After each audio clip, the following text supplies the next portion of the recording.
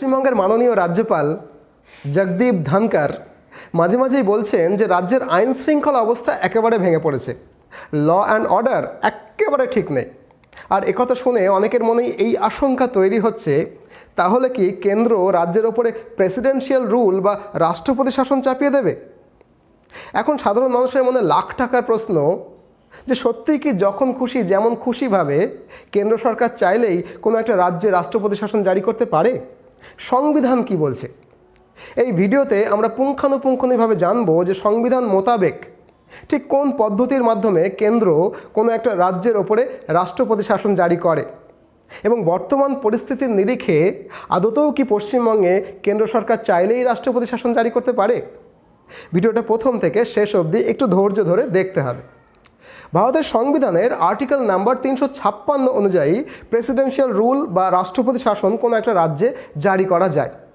কিন্তু এই 356 নম্বর ধারা জানার আগে আরও দুটো ধারা সম্পর্কে একটু ওয়াকিবহাল হতে হবে, আর্টিকেল নাম্বার 355 এবং আর্টিকেল নাম্বার 365। আর্টিকেল নাম্বার 355 বলা রয়েছে যে তিনটে বিষয়ে কেন্দ্র রাজ্যকে রক্ষা করবার জন্য কর্তব্য রয়েছে, অর্থাৎ তিনটে বিষয়ে কেন্দ্র রাজ্যকে রক্ষা করে। প্রথম বিষয় এক্সটার্নাল অ্যাগ্রেশন, অর্থাৎ বহিঃশত্রু যদি আক্রমণ করে। 2 নম্বর ইন্টারনাল ডিস্টারবেন্স, ভেতরে যদি কোনো গোলযোগ হয়। এবং 3 নম্বর রেসপেক্টিং কনস্টিটিউশনাল প্রভিশনস, অর্থাৎ যদি রাজ্য আইন মোতাবেক সংবিধান মোতাবেক না চলে। এই তিনটে ডিউটি, অর্থাৎ তিনটে জায়গা থেকে রাজ্যকে রক্ষা করার ডিউটি থেকেই তার ঠিক পরের আর্টিকেল সংবিধানের 356 নম্বর আর্টিকেলে বলা রয়েছে যে এই তিনটে কন্ডিশন থেকে রাজ্যকে রক্ষা করবার জন্য কেন্দ্র সরকার রাজ্যে 356 নম্বর ধারা জারি করতে পারে, যেটাকে প্রেসিডেন্সিয়াল রুল বলে, রাষ্ট্রপতি শাসন বলে, কেউ কেউ এটাকে ডেড লেটারও বলে। কিভাবে এই জারি করতে পারে? দুটো কন্ডিশন আমি 356 নম্বর ধারাতে বলবো, একটা কন্ডিশন 365 নম্বর ধারাতে বলবো। প্রথম কন্ডিশন, যদি ওই রাজ্যের গভর্নর প্রেসিডেন্টকে এই মর্মে রিপোর্ট দেয় যে রাজ্যের ল অ্যান্ড অর্ডার সিচুয়েশনটা এখন ঠিক নেই, অর্থাৎ কনস্টিটিউশন মেনে রাজ্য চলছে না, তাহলে প্রেসিডেন্ট যদি এই মতের সঙ্গে রিপোর্টের সঙ্গে কনভিন্সড হয় হ্যাঁ সত্যিই ঠিকঠাক রিপোর্ট, তাহলে প্রেসিডেন্ট সেই রাজ্যে রাষ্ট্রপতি শাসনকে জারি করে দিতে পারে। অথবা এটাও যদি হয় যে প্রেসিডেন্ট কোনো রিপোর্টের অপেক্ষা না করেই আপনা আপ এটা বুঝে গেল, এটা এনশিওর হয়ে গেল যে সত্যিই ওই রাজ্যে আইনশৃঙ্খলা অবস্থা খারাপ, তাহলে প্রেসিডেন্ট স্বতঃপ্রণোদিতভাবে সেই রাজ্যে রাষ্ট্রপতি শাসন জারি করতে পারে। আর্টিকেল নাম্বার 365-তে বলা হচ্ছে 3 নম্বর কন্ডিশন, যে যদি কোনো স্টেট সেন্টারের ডাইরেকশনকে ওবে না করে, অর্থাৎ সেন্টার রাজ্যকে কোনো একটা নির্দেশ দিয়েছে সেই নির্দেশকে ফলো না করে, মান্য না করে, তাহলেও কিন্তু কেন্দ্রের পক্ষে রাষ্ট্রপতি ওই রাজ্যে রাষ্ট্রপতি শাসন বা প্রেসিডেন্সিয়াল রুল বা আর্টিকেল 356 প্রক্লেম করে দিতে পারে। এই তিনটে কারণের মধ্যে আমাদের বর্তমান পশ্চিমবঙ্গের মাননীয় রাজ্যপাল ধনকরজি প্রথম কারণ দিয়ে কিন্তু বারবার ভয়টা দেখাচ্ছে যে তিনি রাষ্ট্রপতিকে এই রিপোর্ট করবেন যে এই মুহূর্তে পশ্চিমবঙ্গের আইন শৃঙ্খলা অবস্থাটা ভালো নয়। কিন্তু সত্যিই কি রিপোর্ট পেলেই কেন্দ্র সরকার বা রাষ্ট্রপতি আমাদের রাজ্যে রাষ্ট্রপতি শাসন জারি করে দিতে পারে? এমনভাবে ইচ্ছে করলেই যে কোনো পরিস্থিতি কি দেওয়া যায়? যদি দেয়ও তাহলে কি করণীয়? প্রথম কোশ্চেনের উত্তর যে হ্যাঁ, এই রিপোর্টের ওপরে বেস করে রাষ্ট্রপতি চাইলে পশ্চিমবঙ্গে রাষ্ট্রপতি শাসন জারি করে দিতে পারে, নিশ্চয়ই পারে।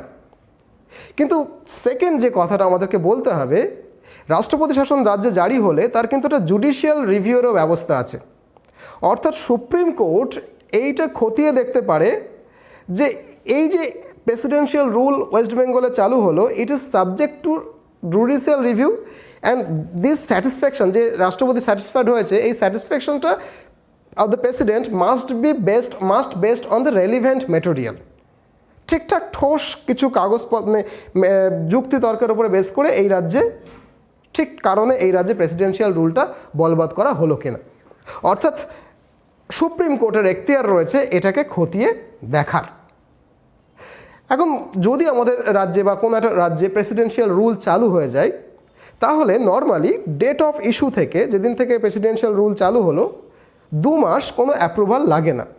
কিন্তু 2 মাসের মধ্যে পার্লামেন্টে, রাজ্যসভায় এবং লোকসভায় সিম্পল মেজরিটিতে এই প্রেসিডেন্সিয়াল রুল বা রাষ্ট্রপতি শাসন কোনো একটা রাজ্যে জারি হয়েছে তার অ্যাপ্রুভালটা করিয়ে নিতে হয়।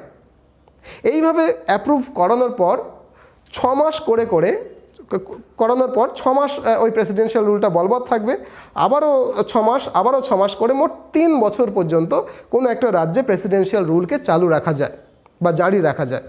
কিন্তু এখানে একটা কথা আছে যে প্রথম যে ডেট অফ ইস্যু তারপর প্রথম যে 6 মাস সেখানে রাজ্যসভা এবং লোকসভার সিম্পল মেজরিটিতে অ্যাপ্রুভালটা লাগলো, পরের 6 মাসেও একই রকমভাবে রাজ্যসভা এবং লোকসভার সিম্পল মেজরিটিতে অ্যাপ্রুভালটা লাগলো। কিন্তু 1 বছর পরে যদি আরও 6 মাসকে বাড়াতে হয় তখন এই রাজ্যসভা এবং লোকসভা অর্থাৎ পার্লামেন্টের সিম্পল মেজরিটিতে অ্যাপ্রুভাল ছাড়াও আরও 2টো কন্ডিশনকে ফুলফিল করতে হবে।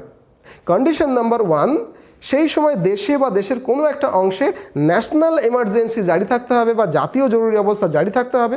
এবং 2, ইলেকশন কমিশন এই মর্মে একটা লিখিত দেবে যে এই মুহূর্তে যা পরিস্থিতি ওই রাজ্যে ইলেকশন বা স্টেট ইলেকশন করা সম্ভব হচ্ছে না। কেবলমাত্র এই 2টো কন্ডিশনের ওপরে ভিত্তি করে পার্লামেন্ট যদি আবারও অ্যাপ্রুভ করে তাহলে তার 1 বছরের পরের 6 মাস আবারও 1 বছরের পরের 6 মাস করে 3 বছর পর্যন্ত বাড়ানো যায়। অর্থাৎ প্রথম বছরটা শুধুমাত্র পার্লামেন্টের অ্যাপ্রুভাল হলেই হবে, দুটো টার্মে 6 মাস, তারপরে 6 মাস করে বাড়াতে গেলে এই 2টো কন্ডিশন দেশে ন্যাশনাল এমার্জেন্সি এবং অবশ্যই স্টেট ইলেকশন কমিশন বলে দেবে যে না এখন এই স্টেটে নির্বাচন করা সম্ভব হচ্ছে না। আশা করি বোঝা গেল। এখন কোনো একটা রাজ্যে যদি স্টেট এমার্জেন্সি জারি করা থাকে তাহলে রিভোকেশন বা এটাকে প্রত্যাহার করার নিয়মটা কী? প্রত্যাহার করার জন্য কোনো নিয়ম নেই। রাষ্ট্রপতি যখন ইচ্ছে তখন চাইলেই ওই রাজ্য থেকে রাষ্ট্রপতি শাসনকে প্রেসিডেন্সিয়াল রুলকে 356 নম্বর ধারাকে প্রত্যাহার করে নিতে পারে। এখন যখন বলছি তখন একটা কোয়েশ্চেন সকলের মনেই আসে যে কোনো একটা রাজ্যে যদি প্রেসিডেন্সিয়াল রুল জারি থাকে তাহলে সেই রাজ্যের মানুষের ফান্ডামেন্টাল রাইটসের ওপরে কি কোনো প্রভাব পড়ে? উত্তরটা হচ্ছে ফান্ডামেন্টাল রাইটসের ওপরে স্টেট এমার্জেন্সিতে কোনো প্রভাব পড়ে না। ন্যাশনাল এমার্জেন্সির ক্ষেত্রে মানুষের নাগরিকদের ফান্ডামেন্টাল রাইট প্রভাবিত হয়, স্টেট এমার্জেন্সির ক্ষেত্রে মানুষের ফান্ডামেন্টাল রাইট কিন্তু কোনো রকম প্রভাবিত হয় না। সেকেন্ড কোয়েশ্চেনটা হলো স্টেট এমার্জেন্সি চলার সময় কোনো একটা রাজ্যের অ্যাডমিনিস্ট্রেশন বা প্রশাসনটা কী করে চলে? কারণ তখন তো নির্বাচিত মুখ্যমন্ত্রী বা তার মন্ত্রিপরিষদ থাকে না, প্রতিনিধি থাকে না। সেই সময় প্রেসিডেন্সিয়াল রুল মানে প্রেসিডেন্ট শাসন করে থ্রু গভর্নরের হাতে শাসন ক্ষমতা থাকে। গভর্নর ওই রাজ্যের chief secretary of the state এর থ্রুতে ডিএম, এসডিও এবং বিডিও থ্রুতে রাজ্যটাকে শাসন করে। এবং এই শাসন প্রেসিডেন্সিয়াল রুল চলার সময় যদি কোনো আইন দরকার হয় সেই আইনটা কেন্দ্রীয় পার্লামেন্ট অর্থাৎ রাজ্যসভা এবং লোকসভাতে পাশ হয়।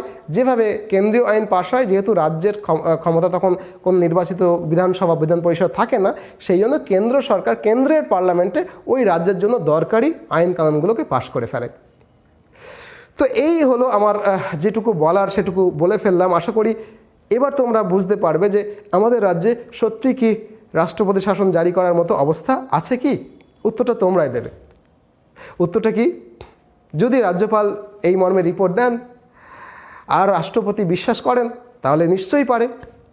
কিন্তু আমাদের রাজ্যেও সেই প্রভিশনটা রয়েছে সুপ্রিম কোর্টের বিচার পাওয়া যে সত্যিই ঠোস কারণের উপরে বেস করে, সঠিক কারণের উপরে বেস করে কেন্দ্র রাজ্যের ওপরে 356 প্রেসিডেন্সিয়াল রুলটা চাপালো কিনা। আশা করি উত্তরটা তোমরা পেয়ে গেছো, বাকিটা তোমরাই ভেবে নাও। এই রকম যদি ভিডিওস আরও পেতে হয় তাহলে কমেন্ট বক্সে গিয়ে কমেন্ট করো যে এই রকম ভিডিও চাই স্যার। ভিডিওটা ভালো লাগলে লাইক করো।